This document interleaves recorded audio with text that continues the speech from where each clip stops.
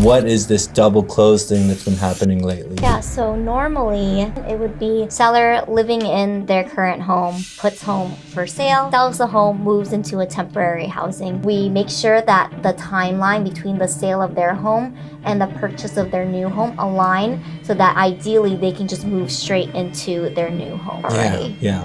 And the truth is we've been doing double closes. I feel like that's what makes our team really stand out. Our team has done, I think, like 12 or 13 this year already. I feel like we've been like an expert on it.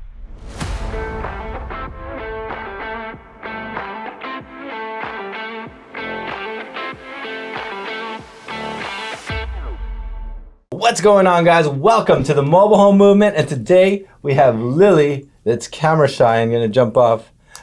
And then we also have Sunny and Nugget. And today we're going to be talking about Sunny's recent closings. So today we're going to be talking about the theme of the last few months, which is a double close. And this has kind of been happening a lot due to the market, due to a lot of people that need to sell but don't have the money involved to be able to purchase right away. And double closes has been the big solution in the recent time. Right? So understanding that, tell me what is like the normal situation for a seller in the past and how would that be set up? And then what is this double close thing that's been happening lately as well? Yeah, so normally in a normal situation, it would be seller living in their current home, puts home for sale, sells the home, moves into a temporary housing, hotel, family, Airbnb, and then while they find or they wait for their new home to close. So that's usually like the normal circumstance. Yeah. And usually that's kind of like what you got to do, what most sellers will have to do. They'll have to collect the money. The problem and the cons of that is that you have to move twice. You have to spend money to move. You have to use that money to rent a place and all of that, right? But now we're running into situations where mobile home sellers don't have that money. They don't want to take that risk of renting. And it's so important to be able to have a different option. So what is the big difference of what you've been doing now and how that's helped sellers? Yeah, so we've been doing double closes and I feel like that's what makes our team really stand out. I really try to bring that up to new clients when they come and talk to us about wanting to, let's say, sell their home and buy a new one, whether it's in California and locally or in a lot of the cases this year too, they're selling their home and then they're buying out of state. So what we've been doing is that to mitigate and to make sure that the transition goes as smoothly as possible, we make sure that the timeline between the sale of their home and the purchase of their new home align so that ideally they can just move straight into their new home. Wow. So that, I mean, a single transaction already seems pretty complicated, but having two, does that double or triple the complications or? Yeah, I would say so, but I feel like our team has done, I think, like 12 or 13 this year already. I feel like we've become at least I feel like we've been like an expert on it already. Yeah. And the truth is, you know, as a seller's perspective, it's easiest to be able to sell and just have a clean cut sale. It's easier to find buyers that way. What is kind of like the con or the setup that needs to be prepared when it comes to selling the home? Because it seems like you'd have to sell the home to a buyer and you'd also have to convince the buyer to be patient and wait for that to close. Yeah. So how does that all work? So when it comes time to, let's say, I like to break things out or off into different phases and sections and stuff. So the first phase would definitely be to prepare to list their current home. When I'm talking to my clients, I definitely let them know that there are a lot of factors that we have to consider, like timing, the market, and then the fact that like you said, we have to find a buyer that's willing and patient enough to wait for the seller to find a new home. And sometimes that could take a week. Sometimes that could take 3 weeks. things like that. Sometimes longer, sometimes shorter. It really depends and stuff, what's on the market, what the sellers are looking for, things like that. So when we are preparing to list the home on the market, I want to make sure that they understand these factors in play so that they can really keep their expectations in check, because of course we're used to like the market 3 years ago when we're having like 10 offers, over asking, things like that. I want to let my sellers or my clients know that that's kind of just not the market right now, and then that we have to list the home competitively, not lowball, or that's not what I'm saying, but list it competitively that we can get as many eyes on it as possible to get the highest price as possible for the situation and the circumstance that they're looking for. Because my imagination's telling me that a buyer, if there's two homes next to each other that are similar, a buyer would typically want that home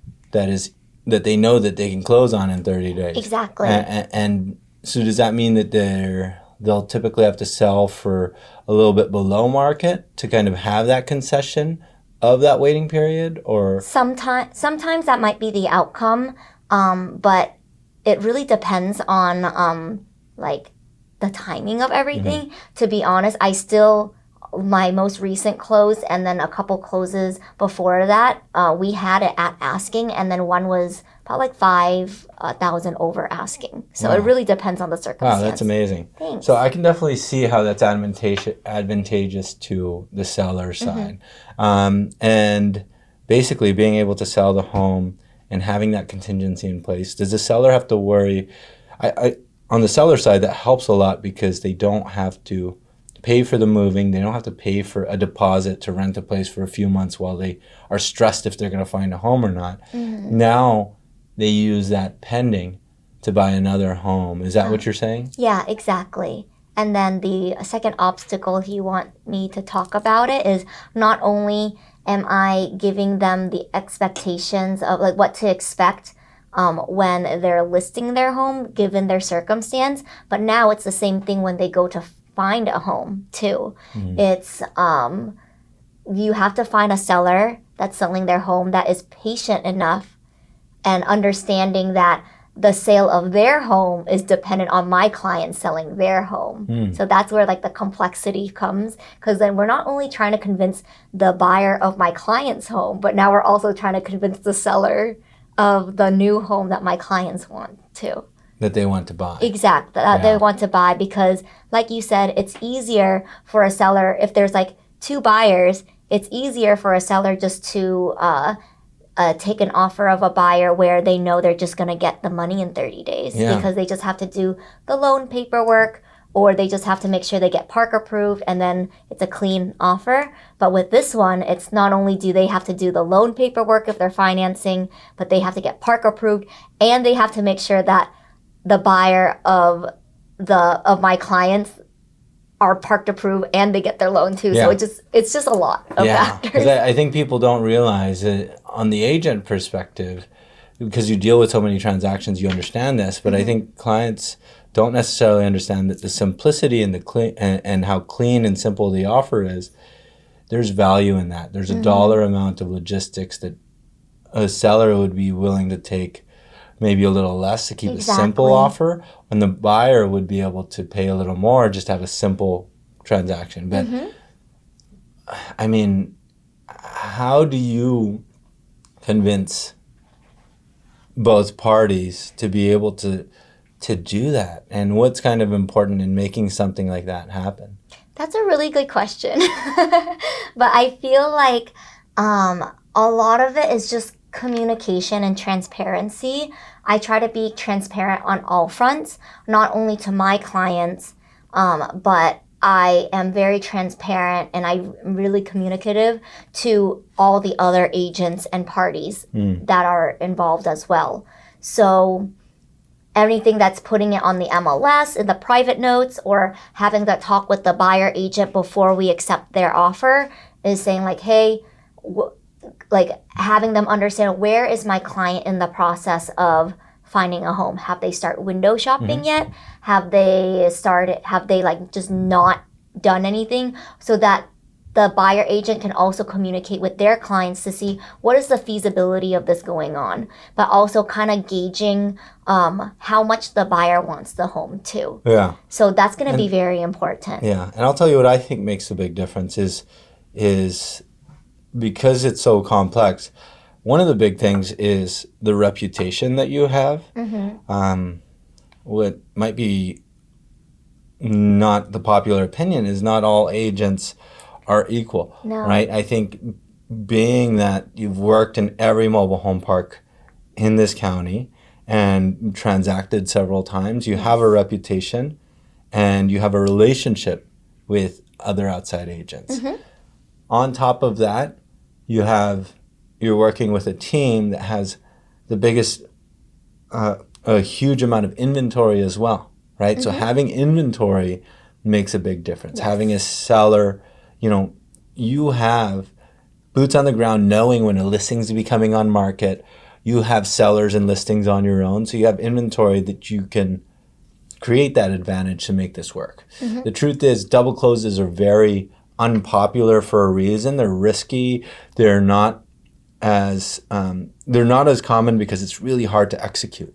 But because you have those advantages, you're able to execute them when it seemed impossible for a solo agent that doesn't have inventory, that might not have that reputation or that experience. Because the reputation also helps by you being able to say, I know that this client will work out. I have confidence in this.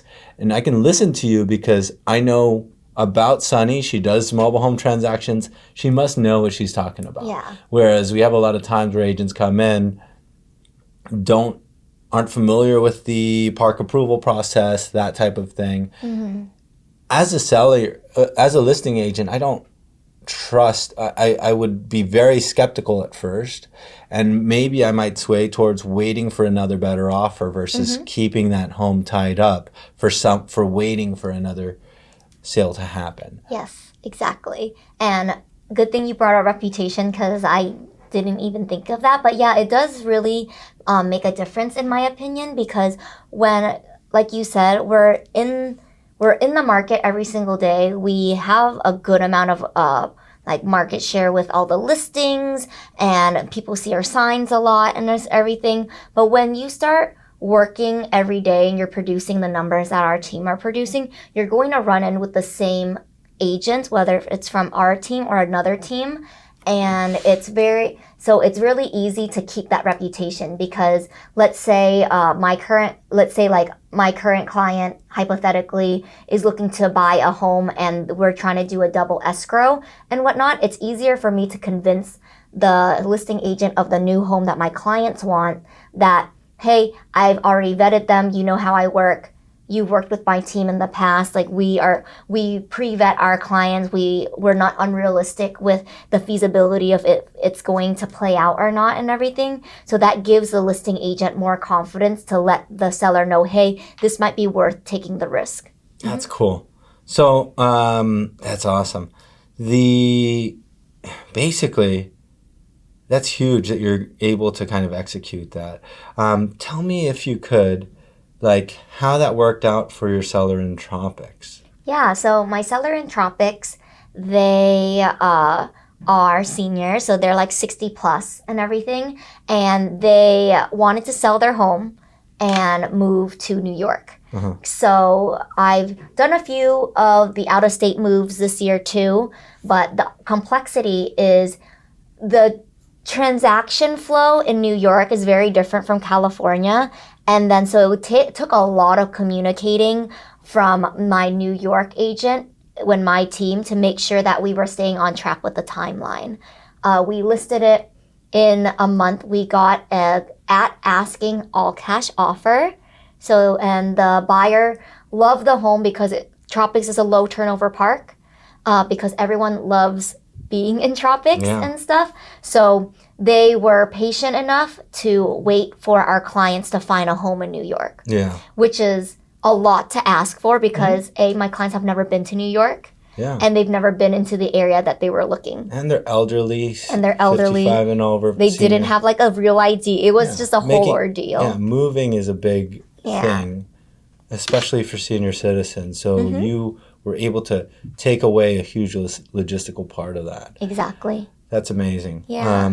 Now, that being said, I mean, if someone were to, like, let's say wrapping up, if someone were to consider selling but were skeptical because they didn't want to have to move twice, what are things that they should consider? How should they understand how a double close and working with an agent like you could make a difference in helping them move to their next future home? Yeah, so my number one tip would definitely be to work with us.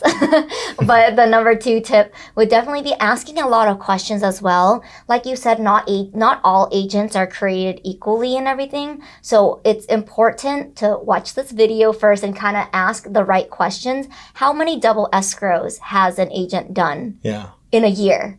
And like not even just like in their lifetime and stuff, because who knows, maybe if they've been in the market, like in the industry for 20 years, you know, but how frequently have they done a double close? What are the obstacles that we're going to look out for? What were some of the obstacles that they faced in their most recent double close? Things like that too. That's awesome. Well, thanks for sharing that. I did want to say that on our next episode, I want to talk a little bit about how you've had growth in like the Vietnamese community and like gotten recognition. I mean, how'd that even feel? People come up to you as I'm with you, like, oh my gosh, you're the girl, you do mobile homes, right? Yes, I saw the pink blah blah. People are approaching you. What's that like? Oh my gosh, it feels really, really nice and everything, especially with a lot of like the Vietnamese community coming here from Washington and not really having any family or connections here, but now really feeling like I belong in a sort of community, really feels nice and stuff. So that's awesome. Cool. Yeah. Well, thanks for being on this show. Nugget barely participated. But anyways, thanks for watching. We hope to make more videos like this. Have a good one.